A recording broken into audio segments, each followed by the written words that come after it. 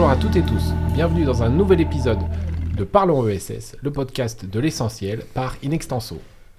Aujourd'hui, un nouvel épisode sur les nouveaux modèles économiques du sport. Vous le savez peut-être pas, mais les clubs sportifs qui sont dans votre quartier, dans votre ville, dans votre région, sont pour la plupart des associations et donc appartiennent au champ de l'économie sociale et solidaire. Aujourd'hui, ces associations rencontrent un contexte particulièrement complexe et c'est avec nos invités que nous allons essayer d'y répondre. Bonjour à vous toutes et tous, merci de participer à ce podcast. Je vais vous demander du coup de vous présenter et on va commencer par Laurence. Bonjour Laurence. Bonjour à tous, je m'appelle donc Laurence Télandre, je suis présidente d'un club de tennis à Villeneuve-d'Ascq qui est de taille nationale avec plus de 1800 licenciés actuellement, 2 activités principales, paddle et tennis. Très bien. Jean-Michel, bonjour. Bonjour, je suis aujourd'hui et pour quelques mois encore maire adjoint chargé du sport à Villeneuve-d'Ascq et élu à la métropole européenne de Lille, toujours dans le cadre de mes affinités sportives dans le groupe de travail sport de haut niveau de l'AMEL.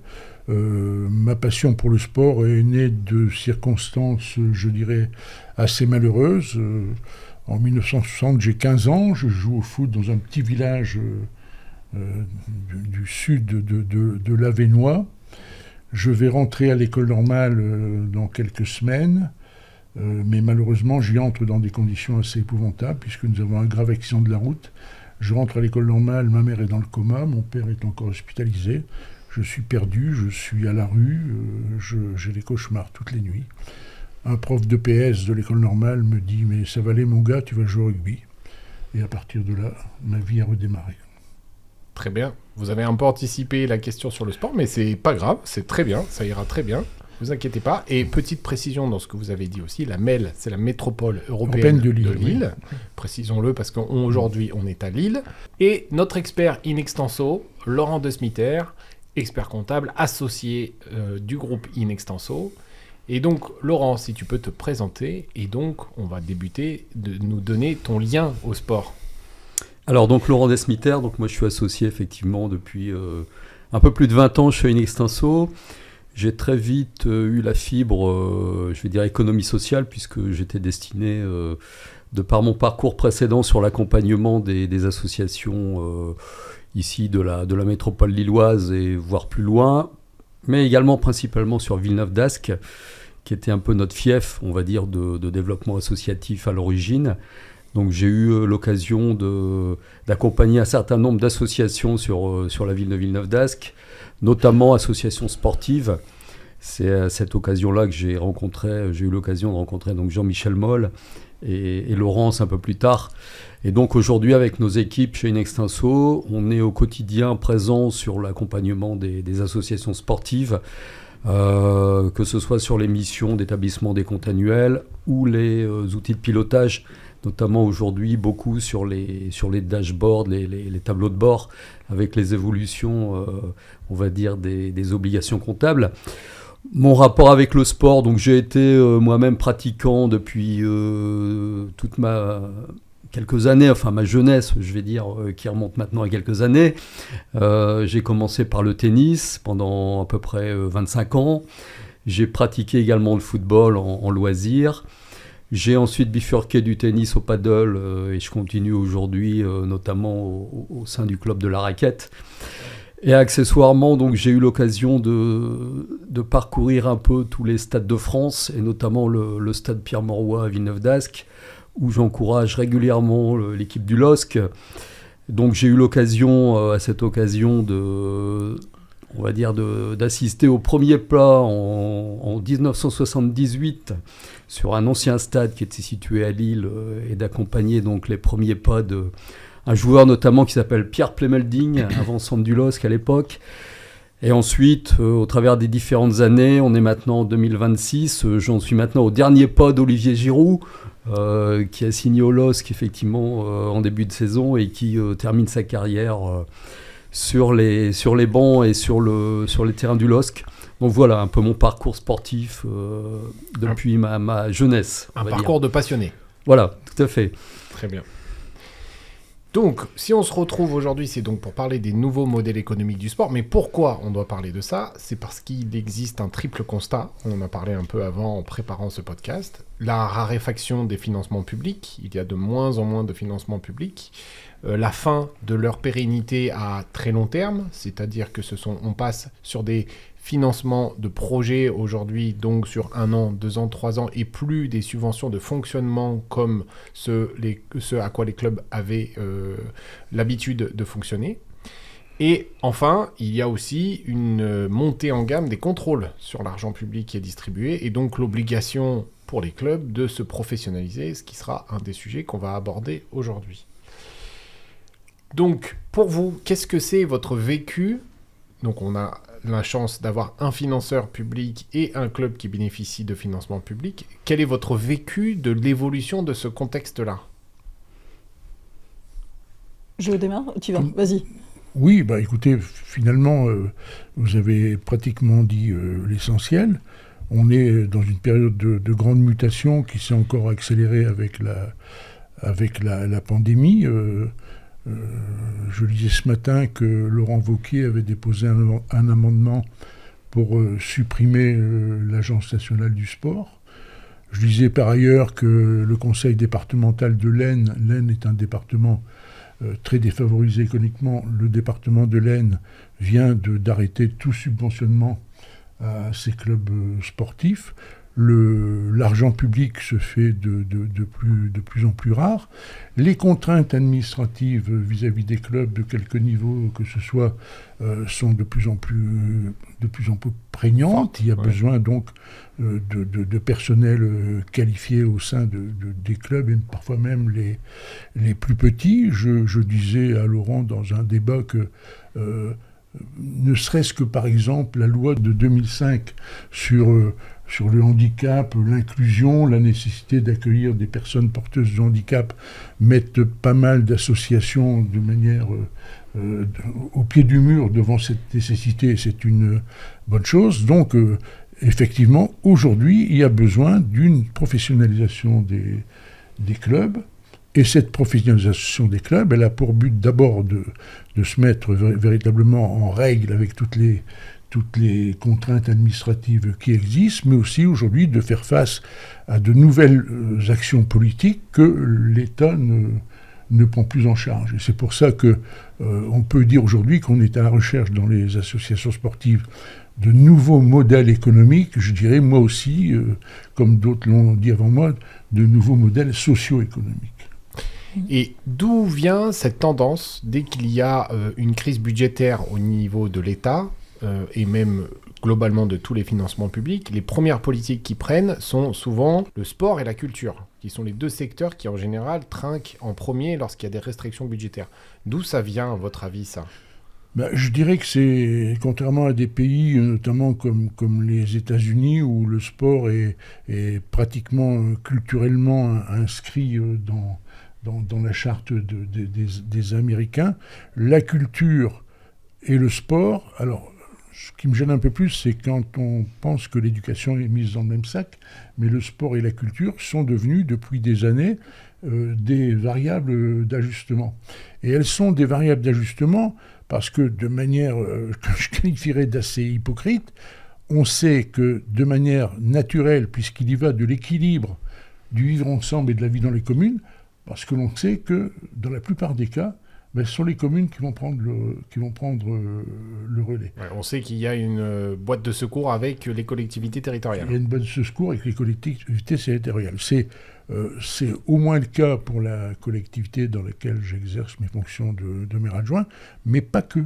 C'est parce qu'on a besoin de la vie associative. On a besoin de la vie associative qui repose essentiellement sur deux grands domaines qui sont le sport et la culture. On a besoin de la vie associative pour maintenir dans les communes un minimum de vivre ensemble, un minimum de sérénité. Et on s'est aperçu, je disais, je ne sais plus si à Laurent ou à Laurent, que manifestement, dans les communes où il y a une vie associative intense, qu'elle soit culturelle et sportive, au moment des émeutes, il y a moins de dégâts qu'ailleurs. Ok.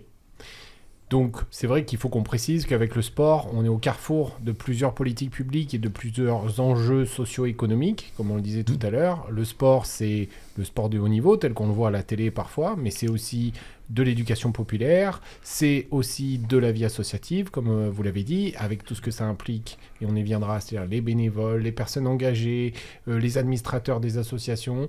En tout cas, ça a des impacts dont parfois on sous-estime l'importance, et il faut bien avoir conscience de ça, c'est qu'un club sportif, dans un quartier, c'est une vie autour qui est très dense en réalité.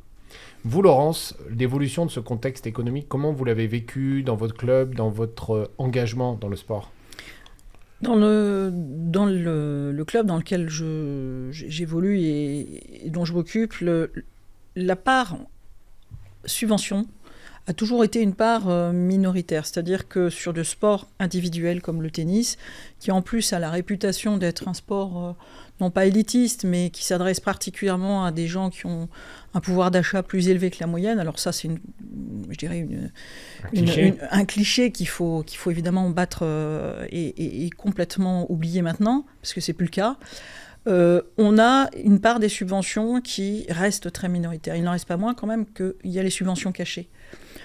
Autrement dit, on exerce notre activité grâce à la municipalité, puisque c'est la municipalité qui possède les installations. Si demain la municipalité dit je fais des économies, ces installations ne sont plus mises à disposition des clubs, l'activité s'arrête, tout simplement. Parce qu'on n'a pas une économie aujourd'hui qui nous permet de construire des clubs privés à 100% privés, et le Français moyen n'est pas en mesure de se payer l'accès à ces clubs-là. Dans d'autres pays comme l'Angleterre ou même en Belgique, qui est quand même un pays voisin, on retrouve effectivement des prix de la pratique qui n'ont rien à voir avec ceux qu'on peut voir aujourd'hui dans nos clubs municipaux. Donc la subvention, elle est de deux natures. Effectivement, nous constatons ce que vous avez donné en intro, à savoir beaucoup de subventions, notamment sur les collectivités départementales, régionales ou métropolitaines, qui vont être liées non pas à du fonctionnement, mais vraiment à de l'événement ou du projet.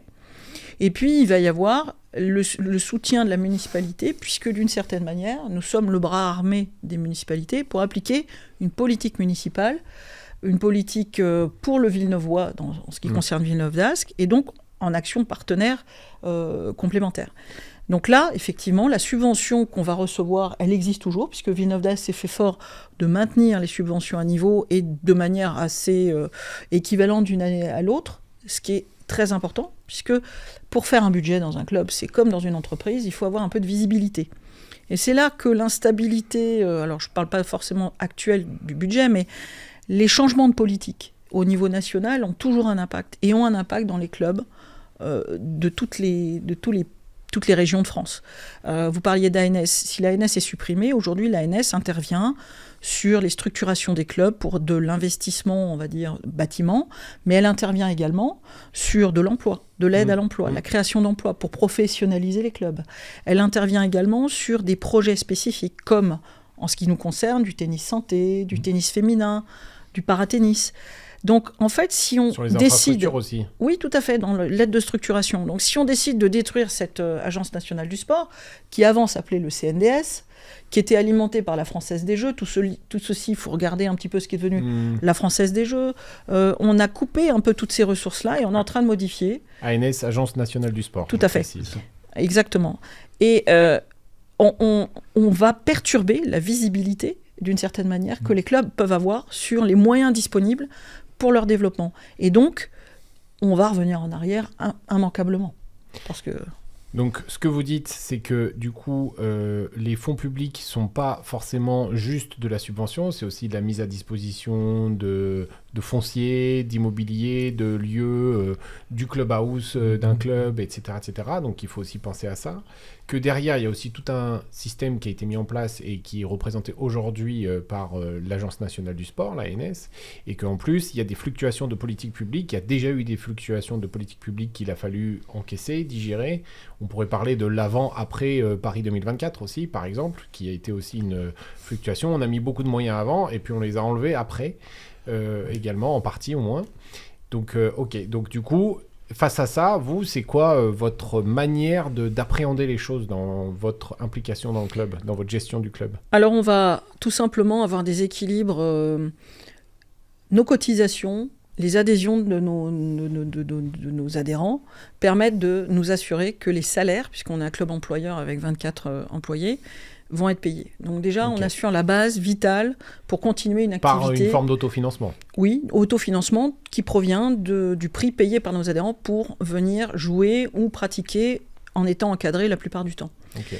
Donc ça, c'est déjà un premier équilibre. À partir de là, le gras qu'on va générer par des projets qui vont être des projets d'animation, qui vont être des compétitions, des événements où on peut générer un peu de recettes, va nous permettre, subventions incluses, de payer autre chose. Le autre chose, c'est typiquement du matériel. C'est de l'amélioration des bâtiments, s'il y a besoin, en collaboration avec la municipalité. Ça peut être du recrutement. Ça peut être payer tout simplement la formation. Parce qu'on a beaucoup de personnes qui viennent dans les clubs, ne serait-ce que pour chercher un stage en 3e. Des apprentis qui aujourd'hui ne trouvent plus aucun débouché de partenaires pour continuer leurs études, au lieu d'arrêter leurs études parce qu'ils ne trouvent pas d'apprentissage, viennent taper à la porte des clubs pour trouver dans le monde associatif un moyen de continuer leurs études. Donc on intervient à ce niveau-là énormément, et je pense que là, c'est une des missions sociétales qu'on remplit, indépendamment du fait de rendre la pratique ouverte au plus vaste public possible, que ce soit un public aisé d'un point de vue financier, ou non aisé, puisque là-dessus, notre municipalité aide à la cotisation quand il y a besoin, mais aussi, tout simplement, aux gens qui sont en situation de handicap, que ce soit un handicap moteur, mental. Globalement, le vivre ensemble, il est décliné à ce niveau-là quotidiennement dans les clubs maintenant. Sachant que, par exemple, le handicap mental, c'est un fort investissement, parce que c'est essentiellement de la formation d'éducateurs et d'accompagnants à encadrer une pratique avec des personnes qui ont des troubles et des handicaps mentaux, et que la formation, c'est ce qui coûte le plus cher, en réalité, bien plus que du matériel. Oui. Puisque c'est un investissement une fois, le matériel, alors que la formation, c'est tous les ans qu'il faut remettre au pot sur la formation. Très bien. Laurent, toi qui accompagnes pas mal de clubs sportifs, y compris avec ta casquette de commissaire aux comptes, on n'en a pas parlé tout à l'heure, et donc le fait que tu puisses réaliser des audits, je crois que tu es membre d'une commission de contrôle aussi dans le foot. Quelles sont les tendances que toi tu observes dans les clubs, dans les pratiques des clubs face à ce nouveau contexte ? Alors je dirais qu'il y a 2 axes à ce niveau-là. Le premier, on l'a déjà un peu évoqué. La difficulté, et je vais dire quelque part l'obligation, ça va être aujourd'hui de passer d'une logique un peu de subvention de fonctionnement vers une subvention de projet. Alors aujourd'hui, il y a certains clubs effectivement qui ont pris la mesure de cette évolution. On en a d'autres où c'est un peu plus compliqué parce que c'est vrai qu'on avait des réflexes un peu anciens où on était par exemple en situation d'une structure associative déficitaire. Qu'est-ce qu'on faisait ? On allait taper à la porte de la mairie, on disait voilà, on est en déficit, est-ce qu'on peut avoir une subvention exceptionnelle pour combler le déficit ? On va dire aujourd'hui, ça globalement, on est sur un dispositif et une façon d'agir qui n'existe plus, soyons clairs, sauf exception. Donc je vais dire, une des premières difficultés, ça a été de passer de cette logique de subvention de fonctionnement qui était globalement acquise à une subvention sur projet qu'il faut effectivement obtenir, qu'il faut défendre et qu'il faut derrière réaliser en termes de projet. Donc ça, c'est la première chose. Donc c'est un peu ce que disait Laurence, déplacer ces fonds publics qui à la base assuraient le fonctionnement du club vers plutôt du développement de nouveaux projets, de l'investissement, etc. Okay. Alors c'est notamment ce qu'a fait Laurence au travers du club de la raquette, puisque aujourd'hui on en reparlera certainement après, mais passer d'une logique de club de tennis avec un fonctionnement de subvention de fonctionnement sur le tennis vers une orientation aujourd'hui paddle, où il a fallu en fait, pour financer le projet paddle, prouver qu'on était sur un projet viable et derrière ça, obtenir les financements nécessaires. On avait déjà fait cette démarche, on va dire, de transfert de typologie de subvention. Okay. Donc après, je dirais le deuxième point, pour effectivement continuer à mener à bien les actions d'une association sportive ou d'un club, face à une raréfaction, on va dire, de la subvention publique, il faut forcément, on va dire, se tourner aujourd'hui vers d'autres typologies de ressources, donc que ce soit les mécènes, les donateurs, les partenaires. Ça, c'est une autre logique, donc on entre plus là vers une logique un peu économique, qui peut avoir effectivement des conséquences à la fois au niveau des mécènes ou des donateurs, mais également des conséquences sur l'organisation globale du club. On peut aussi se heurter, ce qu'on constate, à des rigidités parfois de la part des fédérations, des comités, des ligues, qui ne voient pas forcément d'un bon œil l'arrivée du privé, on va dire, dans les clubs. Mais aujourd'hui, le constat qu'on peut faire, nous, c'est que, à notre avis et selon nous, on est dans une évolution qui apparaît comme globalement nécessaire et obligatoire, puisque demain, il va falloir effectivement, pour continuer à mener à bien les actions d'un club, ou ne fût-ce que pour survivre au niveau du club, c'est trouver effectivement d'autres types de ressources, et notamment, on va forcément s'orienter vers le privé, ça c'est indéniable. Donc la difficulté, c'est effectivement aussi de faire comprendre aujourd'hui au sein du club et à l'écosystème du sport qu'il est nécessaire de faire ce type de démarche et de s'orienter effectivement demain vers ce type de ressources. Ok, donc si je résume ce que tu dis, il faut s'orienter vers des nouvelles sources de financement qui sont souvent autour du privé, du financement privé, mécénat, dons, ou de formes de dons, différentes formes de dons, sachant qu'on n'est pas forcément suivi par ce qu'on appelle le niveau fédéral dans le sport, c'est-à-dire les fédérations et leurs déclinaisons locales, les ligues, voire les districts pour certaines disciplines sportives.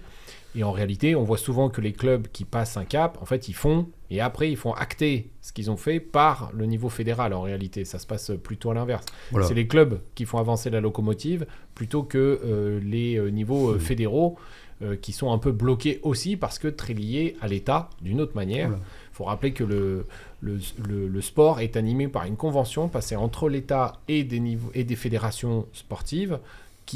Donc l'État délègue en fait aux fédérations sportives l'animation de telle ou telle discipline. C'est un peu comme ça que ça marche en France. Et après, il y a des déclinaisons en fonction de la densité et du sport au niveau local, donc régional, départemental et ainsi de suite. Et à côté de ça, il y a en plus une hiérarchie olympique, puisque au niveau de chaque région et département, il y a aussi ce qu'on appelle les GDOS, qui sont des déclinaisons du CNOS, donc les comités départementaux olympiques et sportifs, qui vont venir suivre aussi les dynamiques de ces sports, et les crosses au niveau régional. Voilà. Alors je pense qu'on a... CNOS, cross, CNOS. Voilà. On a aujourd'hui une disparité quand même qui existe en fonction des disciplines. Oui. On fait le constat aujourd'hui qu'on est peut-être en avance sur certaines disciplines sportives où les fédérations, les comités, les districts, les ligues ont compris, on va dire, et ont intégré au niveau de la discipline l'obligation et la nécessité de changer un peu le modèle économique en matière de ressources. On en a d'autres où c'est un peu plus compliqué. Enfin, on prend souvent l'exemple, par exemple, d'un sport comme le handball. On discutait avec Jean-Michel, où c'est compliqué aujourd'hui de faire comprendre qu'on a l'obligation d'intégrer du privé, là où la fédération est aujourd'hui encore un peu réfractaire à ce type de pratique, et où on s'aperçoit que c'est compliqué et c'est difficile de parler de privé, de mécènes, de partenaires dans une discipline comme le handball, qui est quand même paradoxalement une des disciplines les plus titrées, je vais dire, en matière de titres olympiques, de titres de champion du monde aujourd'hui. Donc c'est un peu le côté paradoxal du système, quoi. Rappelons que les recettes des clubs, si on les récapitule, c'est donc des financements publics, du mécénat quand il y en a, les licences payées par les pratiquants, mais des licences qui ne représentent pas le coût réel d'un pratiquant. On en a parlé aussi en préparation, puisqu'aujourd'hui, quand on paye une licence dans un club, la licence aussi est subventionnée d'une certaine manière, ce qui permet d'accéder à la pratique sportive pour tous, c'est-à-dire de permettre à tout le monde d'avoir une licence dans un club, en tout cas le plus possible. Et enfin, il peut y avoir des recettes au niveau d'une dimension de merchandising, de billetterie ou de pratique, et on va y venir, comme vous l'avez fait avec le paddle, où là on est sur un modèle de location sur un sport un peu plus grand. Enfin, c'est pas un modèle de location différent d'un club de tennis et de la location d'un court de tennis, mais disons que sur un sport qui bénéficie d'une exposition un peu spécifique, donc le fait de prendre la vague sur des sports qui innovent, qui s'ouvrent et qui attirent beaucoup plus de monde? En fait, aujourd'hui, la particularité, vous soulevez le mot, la particularité du padel, c'est un sport qui explose actuellement et qui est facile d'accès. Donc, il est parti d'un modèle économique un peu comme le futsal 5-5 dans des structures privées qui faisaient de la location. Énormément de structures privées se sont développées partout, en France, en Espagne, partout en Europe.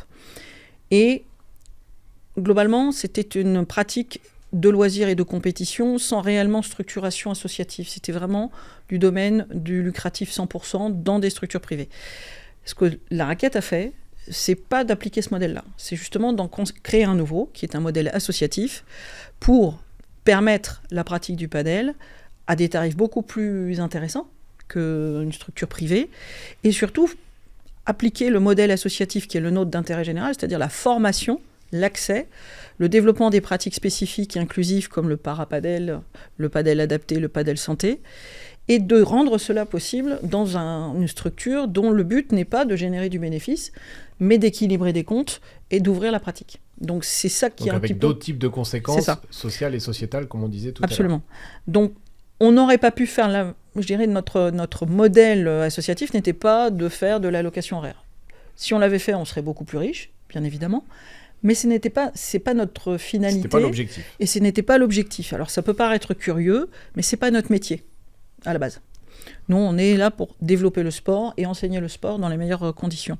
Et puis aussi, je dirais, former le peut-être champion de demain, ou la championne, j'espère.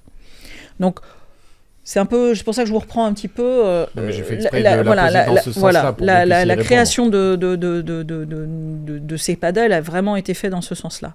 Maintenant, il ne faut pas se voiler la face. Ça donne une capacité, vu le succès de ce type de pratique, ça donne réellement un peu d'oxygène dans notre club pour pouvoir continuer à développer également les autres tendances de notre club. Mais pour rebondir sur ce que Laurent disait sur le mécénat, sur le sponsoring, puisque en fait c'est des formes de partenariat complémentaires, mais qui sont loin d'être identiques, c'est vrai que la difficulté que toutes nos associations vont avoir, c'est qu'aller chercher du partenariat, c'est avant tout vendre un produit.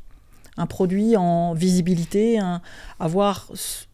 vendre du mécénat, c'est aussi essayer de proposer à nos partenaires potentiels l'idée d'investir en donnant sans contrepartie, d'une manière générale, de l'argent pour des causes qui sont importantes, qui peuvent être tout simplement le vivre ensemble, parce que c'est un projet de société qui est derrière tout ça.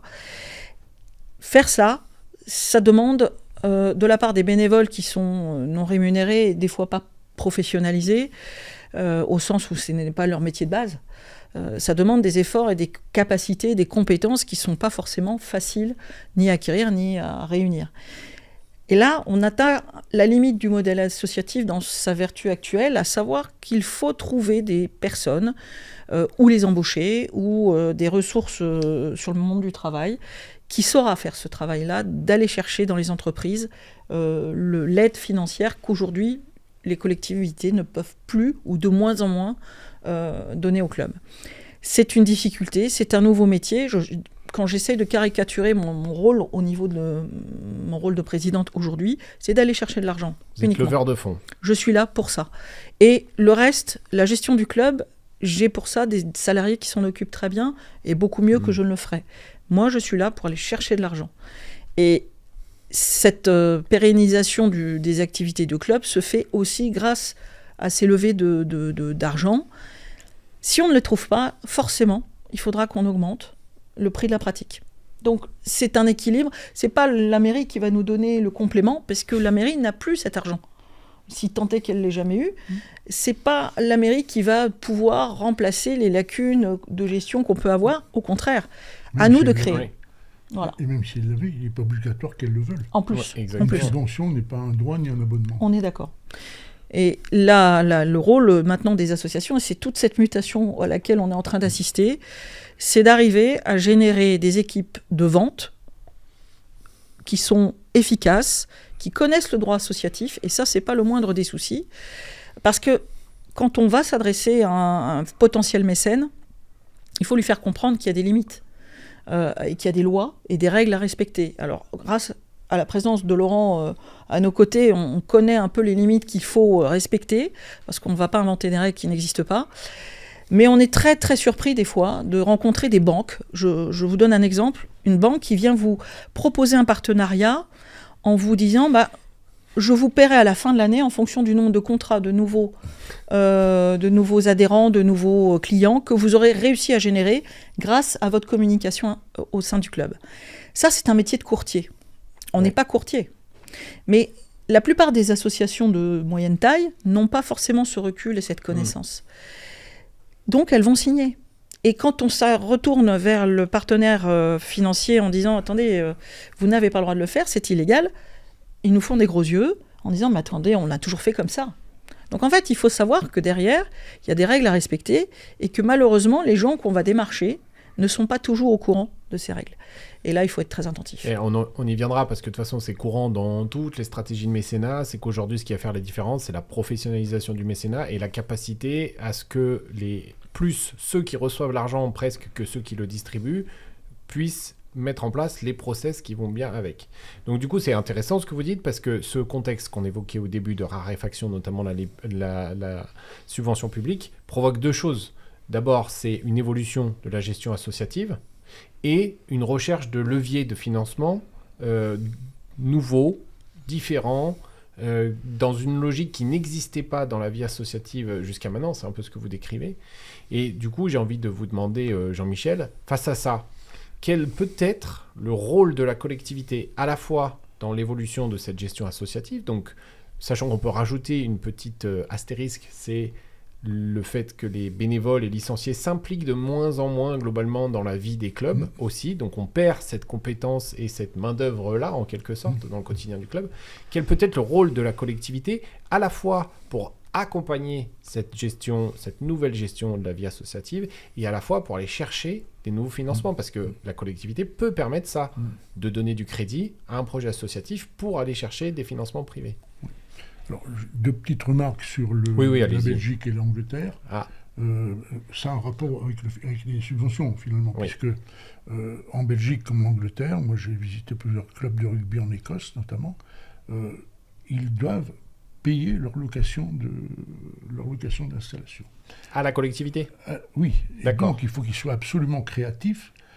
Par exemple, ce club avec lequel la ville de Villeneuve d'Ascq en Écosse, le club de rugby avec qui on est partenaire, eh bien, ils louent leurs locaux et ils organisent des mariages, des repas et ainsi de suite pour faire rentrer un petit peu d'argent. Sur les fédérations, entre 70 et 90% des fédérations reconnaissent que leur modèle économique n'est plus d'actualité. Je ne sais pas si pour autant elles font l'effort de le changer. Le constat est là, mais il n'y a pas forcément de réponse encore en face. Il n'y a pas forcément de réponse. Par contre, elles continuent, pour bien vivre, de ponctionner les clubs sur des cartons rouges, des cartons jaunes, des amendes de ceci, des amendes de cela, ce qui devient, je dis, carrément insupportable. Alors, moi je dis toujours, le sport peut beaucoup de choses, mais sans vision, il ne peut rien du tout. Et la vision, c'est justement la vision de projet, quoi. Voilà. Donc il y a des règles qui sont établies, avec des conventions pour les clubs qui ont au moins 23 000 euros de subvention, des règles qui sont établies par un commissaire aux comptes pour les clubs qui ont 153 000 euros de subvention. Et après, dans le monde associatif, je crois quand même qu'il faut faire un distinguo très clair. Vous avez 3 niveaux de clubs. Vous avez le club local de quartier qui va vivre de quoi ? De la petite subvention municipale, de la cotisation de ses membres. Vous avez le niveau du dessus qui aura une subvention un peu plus élevée parce qu'il est un peu plus puissant, qui aura aussi des spectateurs, donc une recette spectateur, parce que le premier niveau de club, on ne fait même pas payer les entrées. Et puis vous avez le 3e niveau, là où il y a de grosses subventions. Et la buvette un peu, parfois.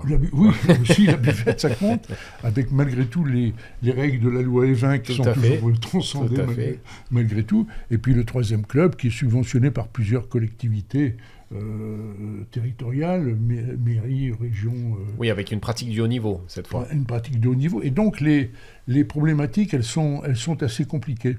Et on a déjà eu cet échange avec avec Laurence, la mutualisation, la recherche de financement, la recherche de ressources humaines, c'est pour ça que je dis que c'est plutôt des nouveaux modèles socio-économiques que des modèles économiques, parce que, vous l'avez souligné, on a besoin de plus en plus de ressources humaines, pas seulement économiques. Moi, je plaide pour que dans les villes, on a les moyens de le faire, où il y a un nombre important de clubs, si on ne peut pas mutualiser certaines des ressources, je dis que les offices municipaux des sports doivent avoir un rôle nouveau maintenant. Un rôle nouveau où ils devraient être des centres de ressources et notamment avoir la capacité de former, d'orienter les clubs vers des formations dans certains domaines de recherche de financement, d'accompagnement du handicap, de ne pas se laisser piéger par des règles administratives qu'ils ne connaissent pas. Et ça, je pense qu'il faut qu'on ait dans les OMS cette volonté, mais les OMS, c'est ancestral. Hein, et il faudrait qu'un peu qu'on se renouvelle aussi dans ce domaine-là. Alors, ça peut être des centres de coaching où on aime bien un terme. Dans l'économie sociale et solidaire, il y a un terme qu'on aime bien, c'est un incubateur presque de nouveaux modèles d'économie pour les clubs sportifs. On voit à tout niveau qu'aujourd'hui, il y a une volonté de recherche de financement. Je suis passionné de rugby, je l'ai déjà dit, mais le rugby sport club... très difficile à financer en réalité. Oui, très difficile.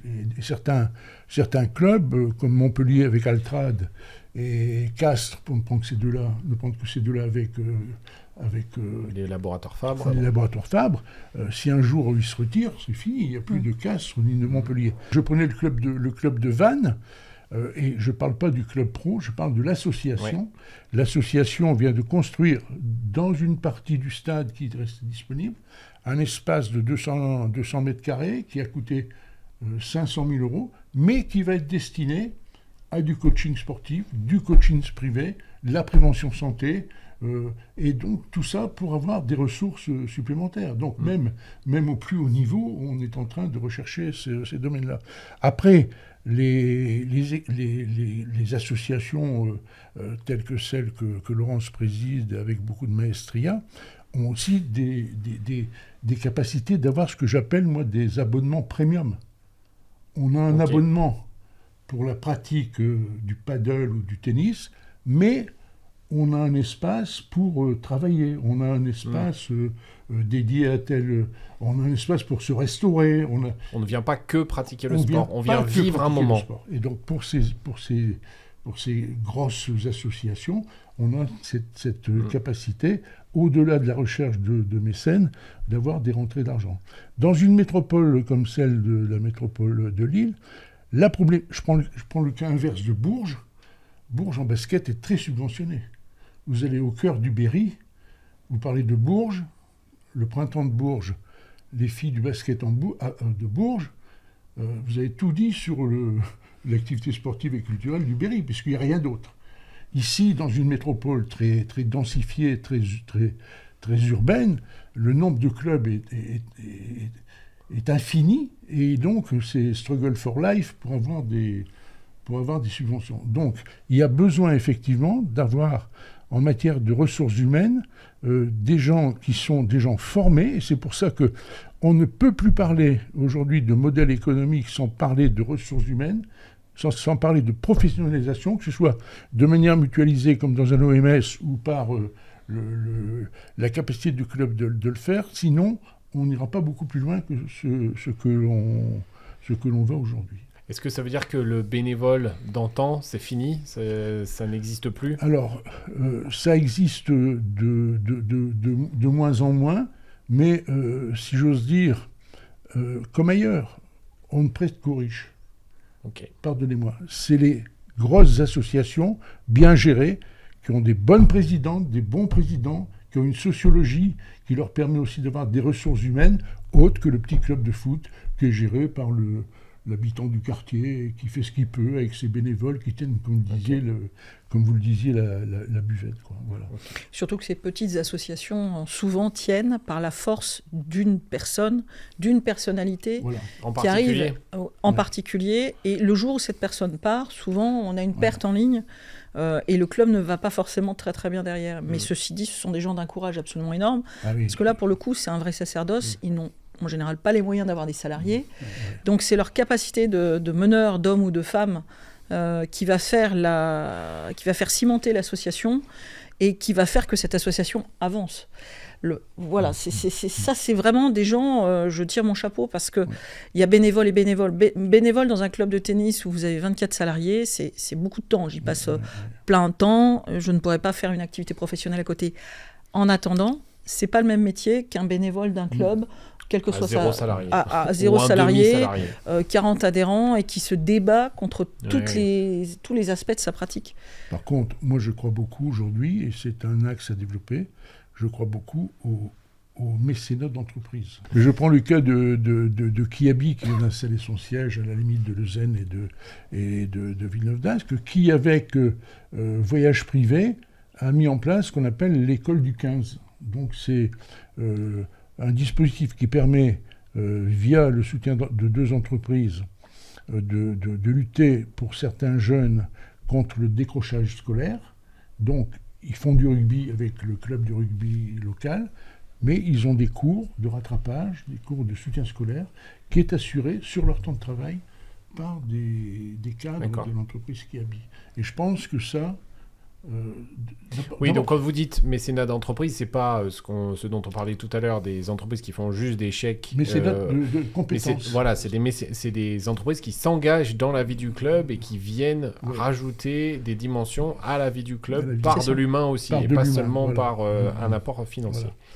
Laurent, face à toutes ces évolutions et toutes les contraintes et les obligations qui existent aujourd'hui et qui pèsent sur les associations en général et les associations sportives en particulier, toi, qu'est-ce que tu identifies comme frein ou comme ouverture entre ces évolutions et les obligations auxquelles les clubs doivent répondre?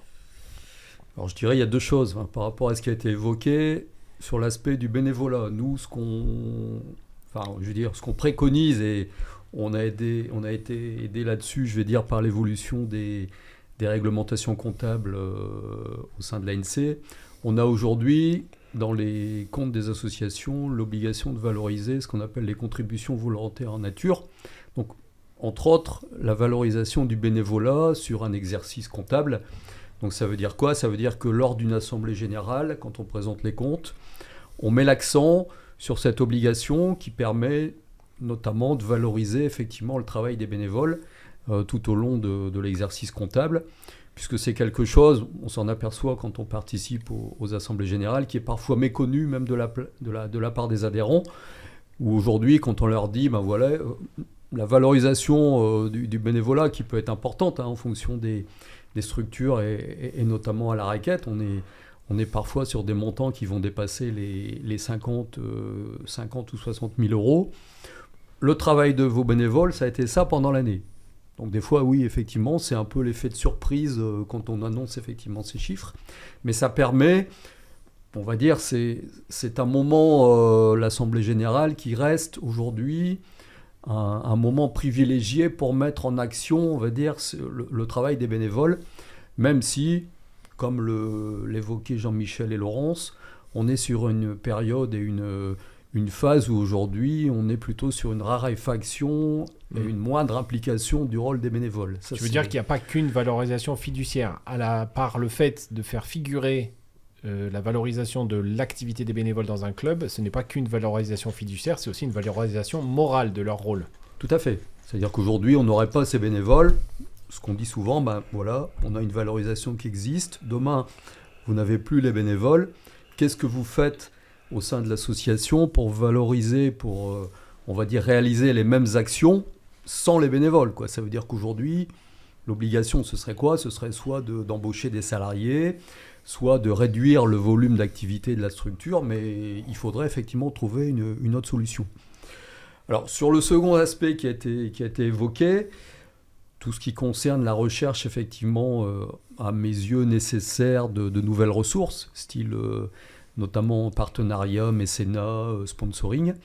On voit arriver, nous, dans notre accompagnement au quotidien des structures associatives, hein, que ce soit sportives ou autres, on a des nouvelles notions qui apparaissent aux yeux des dirigeants et de la gouvernance associative. On va parler de assujettissement aux impôts commerciaux, on va parler de sectorisation, on va parler de filialisation.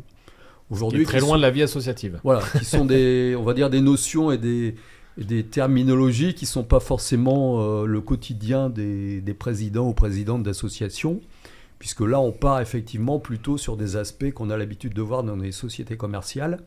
Mais indéniablement, de par les lois et l'évolution des textes, on est parfois concerné par toutes ces nouvelles notions. Hein. C'est le cas de la raquette avec l'arrivée du paddle, où on a été obligé, au sein de la comptabilité, de mettre en place un secteur lucratif qui va engendrer un certain nombre de nouveautés, nouvelles obligations, nouveaux impôts, nouvelles taxes, qui n'étaient pas forcément, je vais dire, le quotidien et l'historique de l'association dès l'instant où elle était en loi loi 1901, où par principe, on considère que tant qu'on est dans une association classique, on ne parle pas des impôts. Parce qu'il n'y a pas d'activité commerciale. Voilà. Donc ça, c'est aussi effectivement quelque chose de nouveau qu'il faut faire, qu'il faut intégrer dans le schéma et dans la réflexion de l'organisation de la structure.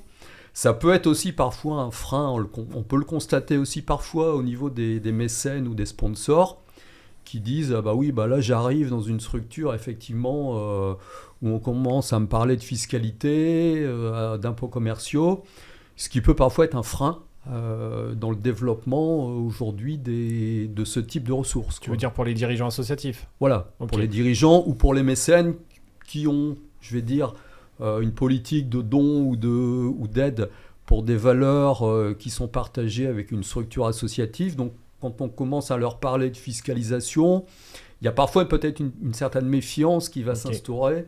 Et puis il y a une confusion, je pense. Et une confusion, effectivement. Parce que les gens ne comprennent pas, je pense sincèrement, qu'il y a un effet de levier. Toutes les associations de grande taille, en fait, avec un nombre d'adhérents importante, et qui ont une activité peut-être de sponsoring simplement et quelques ventes de bars ou de choses comme ça, vont directement dépasser les seuils autorisés et donc être fiscalisées. Ce n'est pas parce qu'elles ont une action lucrative particulièrement importante et un changement de politique dans leur objectif statutaire, c'est parce qu'il y a un effet de levier et de mécanique lié à la taille de la structure. Voilà. Précisons du coup la différence entre le mécénat et le sponsoring, parce qu'elle est importante, c'est que sur le mécénat, il ne peut pas y avoir de contrepartie, alors que le sponsoring est une manière d'avoir une contrepartie. On va nuancer. On a le droit à une contrepartie. Textes, alors, oui, non, mais non. Les textes disent qu'elle est limitée à 25% du don. Oui. Ça, en tout cas, pour les entreprises.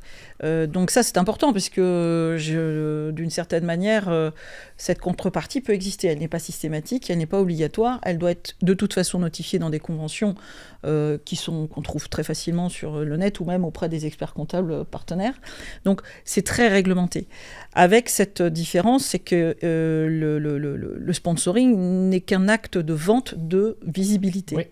À partir de là, on le fait rentrer dans les produits des ventes. Oui. Et donc, si on est très dynamique en sponsoring, on va forcément payer des impôts. Parce qu'on peut facilement passer les barrières. Les seuils sont assez bas en réalité. Absolument. Absolument. Okay. Alors, c'était juste pour expliquer que le 4x3 qu'on voit à côté d'un court tennis, d'un terrain de foot, d'un terrain de rugby, etc., c'est du sponsoring. C'est pas du mécénat. C'est-à-dire qu'il y a une entreprise qui a payé la prestation pour être présente sur le maillot, sur le terrain, en tribune, etc., pour avoir cette visibilité-là. Donc, on voit le constat qu'on peut faire, Gilles, aussi sur ce plan-là, c'est qu'on milite, nous aussi, et on va dire ce qu'on constate aujourd'hui, c'est que les associations qui ont réussi à intégrer, on va dire, des sponsors, des mécènes, et qui, quelque part, viabilisent le modèle économique de la structure, c'est que, quelque part, ces structures-là, elles se sont organisées en amont sur des créations, par exemple, de commissions partenariat, de commissions mécènes, commissions recherche de sponsors. Et je pense que la première démarche, c'est celle-là. Ça veut dire qu'aujourd'hui, dès l'instant où on a la volonté de faire rentrer des mécènes ou des donateurs, c'est en amont de se structurer en interne en créant effectivement, alors on les appelle des commissions, souvent on les appelle des secteurs ou peu importe, hein, mais l'idée c'est ça, c'est de trouver effectivement un certain groupe ou un certain nombre de personnes au sein de la structure qui vont se dire allez on y va, on a quelques réseaux, on a des connaissances sur le monde économique qui nous permet aujourd'hui, pourquoi pas, de faire venir des mécènes et sponsors au sein de la structure associative. Et bien souvent, ça démarre de là. Donc, on s'aperçoit qu'une association aujourd'hui qui ne va pas être organisée pour rechercher justement ce type de ressources, quelque part, ça va marcher peut-être sur un one-shot ou sur une opération, mais ça ne va pas forcément marcher sur le moyen ou long terme. Si je peux me permettre, il y a une autre condition, et ça, je rejoins tout à fait les projets de Laurence. Pour permettre qu'il y ait une véritable dynamique du sponsoring, il faut déjà avoir des installations ad hoc qui permettent à un moment donné, match ou pas match, séminaire ou autre, ce sont des moyens de ressources des entreprises, d'avoir le clubhouse qui permet ces rencontres. Parce que ce que cherchent les sponsors, j'ai été officiellement chargé de la démarche des partenaires sportifs dans une de mes délégations, c'est d'avoir un endroit où ils vont se rencontrer, faire du business, mais aussi où ils risquent de rencontrer ou le maire, ou l'adjoint ceci, ou l'adjoint cela, parce que pas mal de, je dois le dire, pas mal de résultats de sponsoring viennent de ces rencontres-là, sans essayer au maximum de ne pas franchir la ligne jaune. Mais on se rend bien compte que les financements publics et la présence de la collectivité, même si elle n'est pas à la hauteur des attentes, elle vient crédibiliser un projet, ce qui donne de la confiance aux partenaires privés, aux financeurs privés, d'une manière. C'est pour ça qu'il ne faut pas non plus tout envoyer balancer par dépit, parfois, par rapport au financement public, c'est que la présence de la collectivité est hyper importante pour crédibiliser l'ensemble de la démarche. Il y a un aspect rassurant vis-à-vis des mécènes privés. Non, mais il n'y a pas de problème, je suis là pour animer, donc je suis dans mon rôle. Un mot couvert, parce qu'on peut toujours penser que... il y a des choses, ça arrive parfois dans certaines communes, l'homme a ses faiblesses, la femme aussi d'ailleurs. Moi. Mais c'est extrêmement important d'avoir ce gage de l'accompagnement municipal, de la possibilité de rencontrer le maire, l'adjoint urbanisme, l'adjoint finance, l'adjoint sport, pour des tas de choses. Ne pas oublier que les élus sont des ambassadeurs et quand ils rencontrent ou quand ils croisent un projet innovant, il faut se dire qu'après ils en parlent toute la semaine, à toutes les occasions où ils sont invités. Donc qu'ils aillent à la galette, qu'ils aillent à une assemblée générale de X autres structures, ils vont resservir ce qu'ils ont vu de leurs propres yeux quand ils ont visité le club de tennis de Laurence, par exemple, qui a ouvert ses terrains de padel. Ils vont en parler toute la semaine dans tous les discours et tous les échanges qu'ils vont avoir. Donc ce sont aussi des ambassadeurs de ce que vous pouvez faire. Donc même si c'est plus difficile d'avoir des financements publics, il ne faut pas oublier d'associer la collectivité systématiquement parce qu'elle va vous donner des gages pour d'autres choses. Oui, mais encore une fois, dans le domaine des critères impératifs, qu'ils soient culturels, qu'ils soient en ce qui concerne l'infrastructure nécessaire pour faire du business, il faut aussi, et je le dis, c'est pas parce que Laurence est à côté de moi, je ne me présente pas, donc, mais là où ça marche, c'est quand il y a le président qui a de bons rapports avec les élus, qui a son réseau, qui ose aller vers les élus. Quelles que soient les couleurs politiques. Voilà, je tiens à le dire, mais clairement. Oui, voilà. On est d'accord. Non, la couleur politique, en plus, elle ne doit pas exister dans ce genre de débat. Non, tout à fait. Voilà. C'est essentiel. Voilà. Mais Encore plus quand il y a un rapport avec l'entreprise aussi. Voilà. Oui, ça c'est évident. Mais il est essentiel, de toute façon, je vois qu'en tant que présidente, ma première démarche de présidente quand j'ai été élue, c'est d'aller demander un rendez-vous à mon maire. Oui. Et il était étonné par cette démarche, parce que globalement, M. Caudron, à l'époque, m'avait dit bon, qu'est-ce que vous voulez ? Globalement, vous venez chercher quoi ?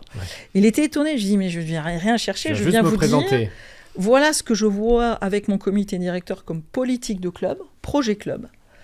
Et l'idée, c'est qu'on soit d'accord sur cette politique parce que je suis, et nous, associations sportives, culturelles ou autres, dans une ville, sur des équipements qui appartiennent à la ville, on est le bras armé de ces politiques. C'est nous qui les mettons en place. C'est une forme de service public. Les clubs sportifs assurent une forme de service public de la pratique du sport. Et sincèrement, si on ne marche pas ensemble, on n'arrivera à rien. Donc, Je pense que tout le monde doit réaliser les choses de la même manière. Et puis c'est un acte de transparence et de gouvernance aussi, que de venir présenter son projet régulièrement. Et un expert comptable ne peut que être favorable à cette démarche-là, n'est-ce pas Laurent ? Et donc du coup, on voit très bien. Le contexte duquel on est parti provoque 2 conséquences principales. Une évolution forte de la gestion associative avec une professionnalisation et en plus avec une autre tendance qui est la fin de l'implication des bénévoles et des licenciés parfois aussi, qu'on va aller chercher pour faire d'autres choses que leur propre pratique. Ce qui est une tendance qu'on retrouve d'ailleurs dans l'ensemble du monde associatif, c'est pas propre au sport. On embrasse une cause maintenant de manière plus ponctuelle et pas forcément par un phénomène d'implication sur plusieurs dizaines d'années. Donc on le retrouve un peu dans tous les secteurs. Et de l'autre, c'est la diversification des ressources financières, notamment en allant regarder du côté du privé par différentes formes de pratiques. On en a parlé, il y a le mécénat, il y a le sponsoring, il y a la privatisation des locaux quand c'est possible pour de l'événementiel, il y a plein de choses possibles. Et vous disiez, Jean-Michel, quand on préparait ça, l'idéal pour vous, de votre point de vue, c'est le 1 tiers, 1 tiers, 1 tiers. 1 tiers de financement public, 1 tiers de ressources privées et 1 tiers de fonds propres. Voilà, donc c'est une théorie qui a été avancée par un grand sociologue du sport qui s'appelle Alain Lauré, qui écrit encore beaucoup sur les nouvelles économies du sport. Évidemment, c'est un peu chimérique, Oui, mais on peut aspirer à un idéal, et le fait de tendre vers cet idéal-là nous structure.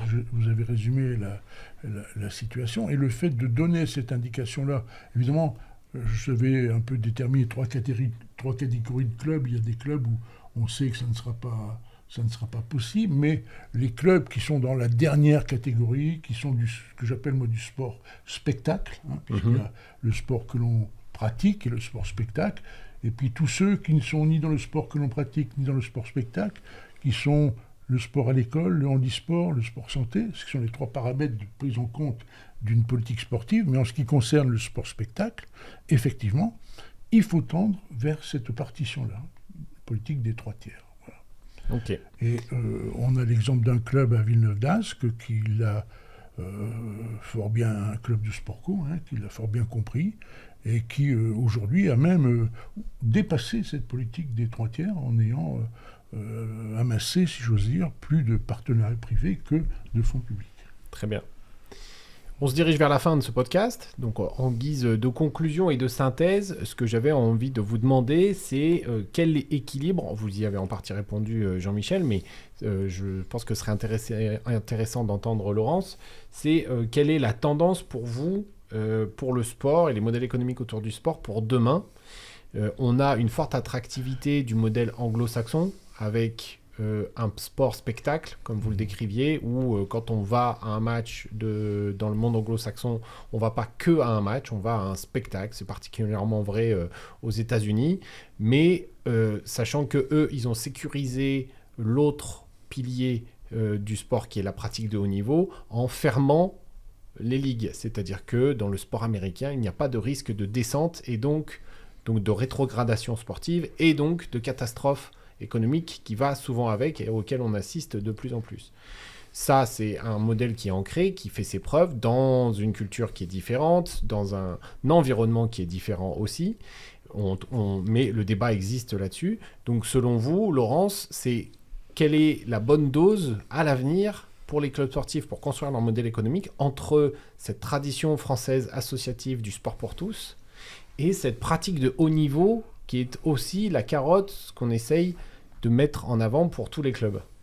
En fait, la pratique de haut niveau, qui fait le côté un peu événementiel, n'est pas source de rétribution dans toutes les disciplines. Il y a des disciplines sur lesquelles, effectivement, c'est important parce qu'il y a des droits de télé aussi, et il y a vraiment de gros impacts financiers. On pense tout de suite au foot, mais il n'y a pas que le foot, mais surtout le foot. C'est plutôt le foot qui est à part, en fait, sûr, que les autres sports, alors qu'on réfléchit souvent à l'inverse. Voilà. Aujourd'hui, si je parle uniquement du tennis, des équipes de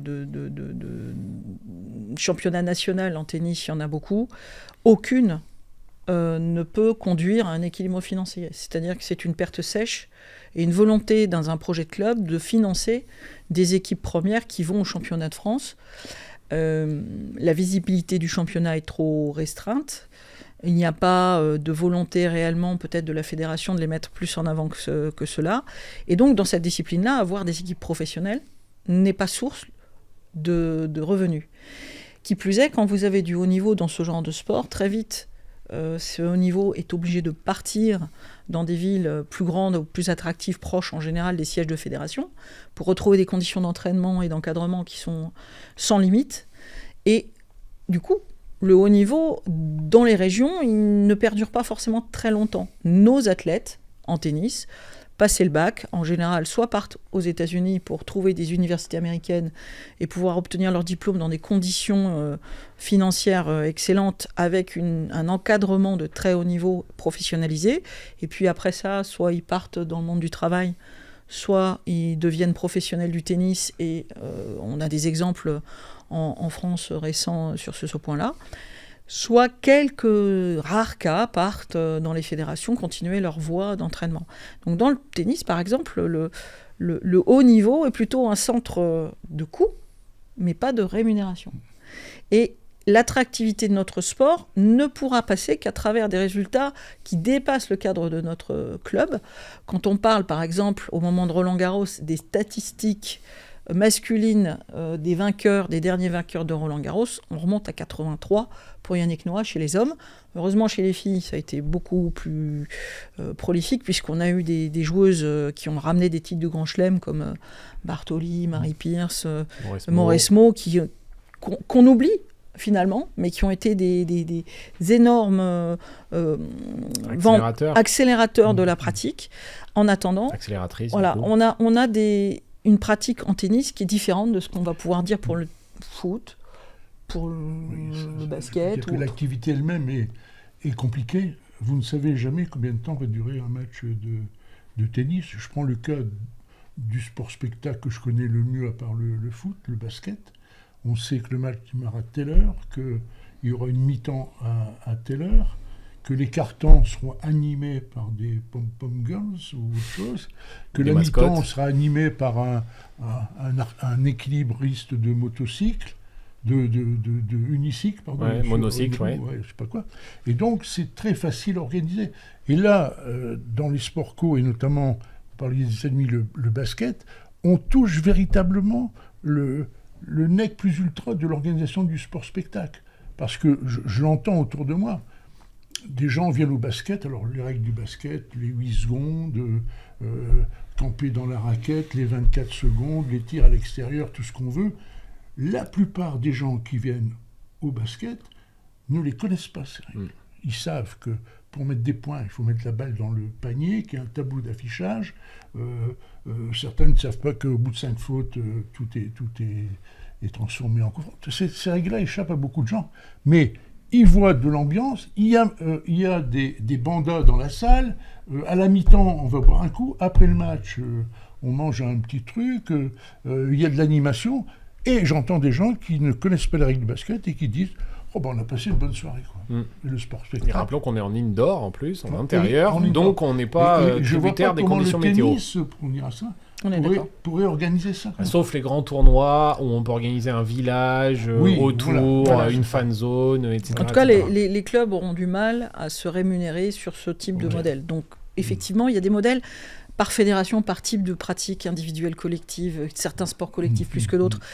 Tout est variable, en fait. Et donc, ça veut dire une flexibilité dans les modèles économiques et une adaptabilité permanente. Et on peut préciser que même la Rolls du foot en ce moment, qui est le PSG, le Paris Saint-Germain, en gagnant tous les titres, ils ont perdu plus de 200 millions d'euros sur l'année où ils ont gagné tous leurs titres financièrement. Donc ce que vous dites, et ce qu'on comprend à travers ce que vous dites, c'est qu'au final, ça reste la même équation. Ce qui va faire fonctionner un sport, un club, une discipline, c'est l'affluence vers la discipline, quels que soient les clubs qui sont derrière, plutôt que les résultats particuliers d'un club ou d'un autre au haut niveau. Est-ce que c'est ça, en fait, ce que vous êtes en train de dire ? Pour ce que je connais du tennis, oui. Pour le tennis, et au-delà, Jean-Michel, c'est vrai aussi ? Oui, c'est vrai aussi, bien sûr. Bien sûr. Très bien. Le mot de la fin pour Laurent ? Juste pour rebondir sur le tennis, alors j'ai regardé un peu on va dire, la typologie de ressources de la Fédération française de tennis. Et aujourd'hui, ce qu'on s'aperçoit, c'est que un des grands principes de la FFT, c'est de dire aujourd'hui, alors je parle sous l'égide de Laurence, c'est la pratique du tennis pour tous et partout. Voilà. Donc ça veut dire qu'aujourd'hui, on a des clubs globalement sous forme associative qui existent partout, qui accueillent des licenciés, qui vont pouvoir effectivement s'adonner à leur passion, que ce soit en loisir ou en compétition. Mais aujourd'hui, ce qu'on voit, c'est que dans la structuration un peu des ressources de la Fédération française de tennis, globalement, les recettes des grands tournois style Roland-Garros, on va dire c'est peanuts, quoi. C'est 10 ou 20% du total. Hein. C'est quand même très important. Oui, il ne faudrait pas que ça Roland-Garros, disparaisse non énorme, plus. surtout Oui, avec pas les que ça derniers disparaisse. contrats de visibilité. Mais souvent, après le constat qu'on peut faire nous, je vais dire à notre niveau, c'est qu'il y a souvent on va dire tout va dépendre un peu des objectifs de la gouvernance et des dirigeants de la structure. On le voit aujourd'hui, au titre par exemple de mes fonctions à la Ligue de Nord-Pas-de-Calais de football, c'est que souvent on va prioriser le côté sportif par rapport au côté économique. Ça veut dire qu'aujourd'hui, un président de Tu veux club dire de compétitivité du club. Voilà, Okay. un président de club de foot, au niveau, on va dire, régional 1, régional 2, donc ce qui est en dessous du niveau national, va dire en début de saison, mon objectif, c'est la montée. Il faut absolument monter et gravir effectivement des échelons, sans pour autant avoir réfléchi sur un modèle économique compatible à la montée, parce qu'on sait très bien, plus on monte, plus on va avoir des dépenses effectivement de fonctionnement, des dépenses de salaire qui vont être importantes. Et on a aujourd'hui dans les auditions que j'ai l'occasion de faire régulièrement, on a des présidents qui nous disent oui, voilà, notre club est monté, mais aujourd'hui on n'a pas réfléchi, je vais dire, aux conséquences économiques. Alors qu'il y a des obligations de budget pour accéder à certains niveaux. Alors qu'il y a des niveaux. obligations de budget, mais on a des présidents qui disent aujourd'hui j'ai embauché, j'ai recruté des joueurs. On a signé des primes à la signature des contrats, on a donné des avantages divers et variés. Aujourd'hui, je peux plus les payer. Je veux dire, je suis en situation où économiquement, j'ai pas la solution. Donc c'est vrai que je pense qu'aujourd'hui, on a des priorités à définir, que ce soit économique ou sportive, ou sportif. Mais je pense que l'un va pas sans l'autre. Aujourd'hui, on peut pas dire. Oui. On vise des montées, on vise des... La solution, ils l'ont. Sans raisonner sur du moyen terme. La solution, ils l'ont. Monsieur le maire, écoutez, on est monté d'une division et puis voilà, j'arrive pas à boucler mon budget avec tous les joueurs que j'ai engagés. Qu'est-ce qu'on peut faire pour moi ? Ça, c'est classique. Hein. Oui, mais c'est pas vraiment une solution parce qu'en fait, le maire ne peut rien faire. Non, je suis d'accord. C'est pas une solution pérenne, on va dire. Donc il faut faire attention. Donc pour l'avenir du sport, si je comprends, il faut faire attention à la chimère du résultat sportif de haut niveau qui serait la seule et unique dynamique pour développer le club. Et il faut bien penser qu'en fait, ce qui fait la viabilité d'une vie quotidienne d'un club sportif et d'une discipline en fait en général, c'est l'affluence vers la discipline au global qui ensuite rejaillit automatiquement sur tous les clubs. Est-ce que c'est ça un petit peu votre conclusion ? Oui, c'est un peu ça. Puis éviter cette mégalomanie qu'ont certains dirigeants de clubs, mégalomanie qui se fait au détriment de ce qui est la mission première des clubs de sport, c'est la mission éducative. Jamais oublier la mission première du club, du sport, pardon. Du sport, voilà. Très bien. Notre résumé, c'est bien. Très bien. On est au bout de cet épisode de podcast. Merci beaucoup à tous les trois pour votre partage d'expérience, pour vos avis éclairés.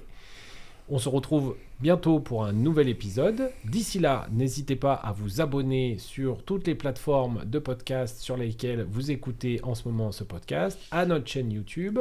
N'oubliez pas d'aller faire un petit tour sur notre site internet, de vous abonner à notre newsletter. Et on se retrouve très vite. À bientôt.